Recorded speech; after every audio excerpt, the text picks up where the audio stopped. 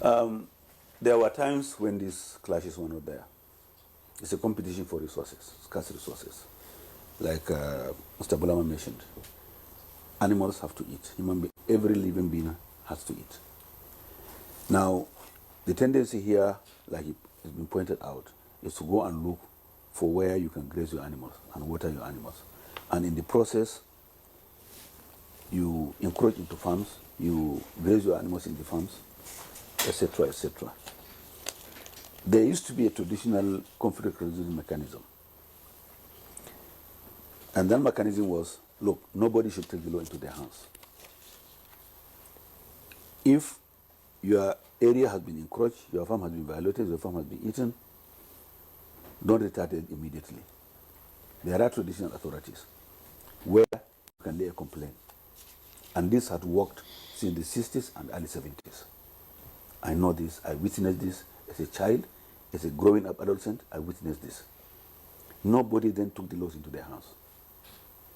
One. Number two, over time, there has been issues of compromises here and there. And that mechanism, conflict resolution mechanism, somehow broke down because of certain compromises along the line. So people decided, look, if I go there, I will not get justice. But one sensibility has not brought, insensibility cannot bring it. What I mean here is this, that by resorting to self-help, you are just escalating the thing beyond proportion. And that's what we have been witnessing. Everybody will now break the law with impunity. The herder will graze on someone else's, a farmer's land, and the farmer will say, look, I will retaliate. And then there are reprisals attack here and there, and before you know it, it becomes a huge bonfire that consumes communities, destroy properties, destroy life, and break confidence. But otherwise, we have all lived and known the value of livestock in our lives. Animals need spaces. Human beings need spaces. Airport needs spaces. There is no how you can run a business without a given area. Even aeroplanes have to land and take off. They need a space. So therefore, the herder needs a space, the farmer needs a space. How do we come to meet terms? How do we come to meet terms? So we need that traditional conflict resolution mechanism by stakeholder engagement. We have designed a robust program, learning from incidences, from other efforts done by different sectors of the society, and we do believe that by the time we mount a very, very intensive campaign, sensitization, and we cannot do it from sitting here in Abuja. We have to go through the state governments, in particular local governments and the traditional system. We do know that, I do know that, every herder in this country belongs to one association or the other. You have Magban, you have Kakran, you have the Arno system. Through these institutionalized associations, we should be able to reach them and have stakeholder engagement with them. It's not a question of imposing a solution.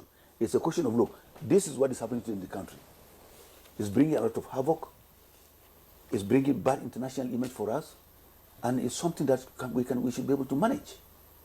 We should be able to manage. So let's understand and build confidence. We may come out with systems that go to that of compensation here and there. And let me give you an example. In Kenya today, because those who wildlife protection NGOs, if a lion attacks a Maasai cow, the Maasai will normally take his spear and go after the lion. The NGO says no. This lion has to eat, and this is the lion's food. But because the food that the lion has killed belongs to you, so we will compensate you for your cat to leave the lion to go, and that's how they've been able to maintain the lion population there. We can borrow a leaf from there. It's an issue of justice. It's the issue of social justice for both the herder and the farmer.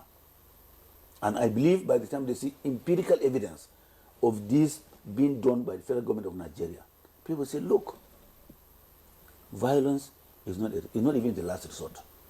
It's a no resort at all. The issue is that if there's a conflict, there is a conflict resolution mechanism. You intend to be out there in the field. with the local governments and community leaders. We should be able to monitor this and say, look, this is not the way to go about it. We have had violence, it has led us to nowhere. Destruction of life and property, loss of trust and confidence. Stigmatization, profiling, etc., etc. We should stop that and begin to imagine, look, we have to have a farmer, we have to have a herder.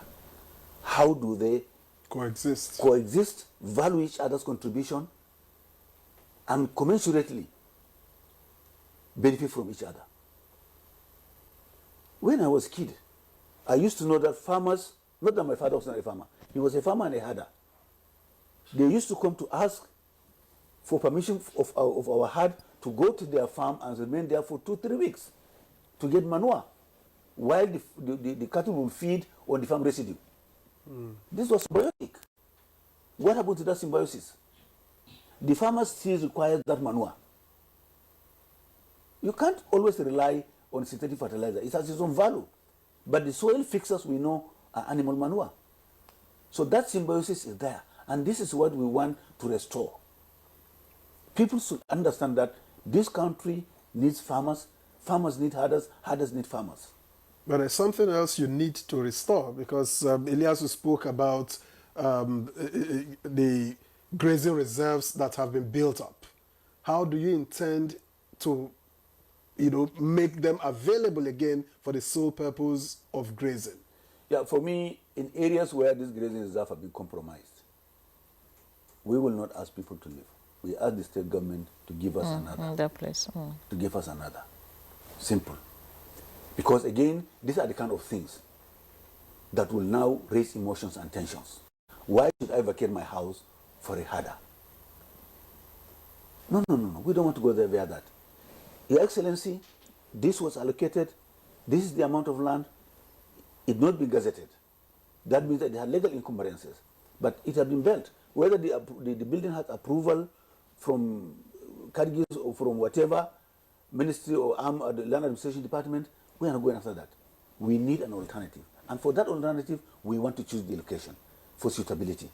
We want an area where it's not rocky, where there's a large body of water, so that we can settle people and use that body of water for irrigation. And then the aquifer is quite good, and then we can sink boreholes. But beyond that, we want to also encourage the herders to buy land and get title deeds to those lands themselves. I have a farm. So many people have farms. I have a ranch. So many people have ranches and dairies. They are not grazing reserves. I went to the Ministry of Lands with my application, with my business plan. I needed 100 hectares. They gave me 100 hectares. It's just like you applying to build a primary school or the chief applying to build a hospital. It's the same thing. Why should ranching or dairy farm be different? If you apply with a genuine business plan, you pay, the governor can give you title deed, and you settle your farm. So we want to encourage both the herders, and I did that personally. I'm not proud of that. But some years back when I started, I ran across a Fulani man in Kaduna. I told him, look, sell your cattle, 5, 6, 10. Approach the land administration department and get land allocated.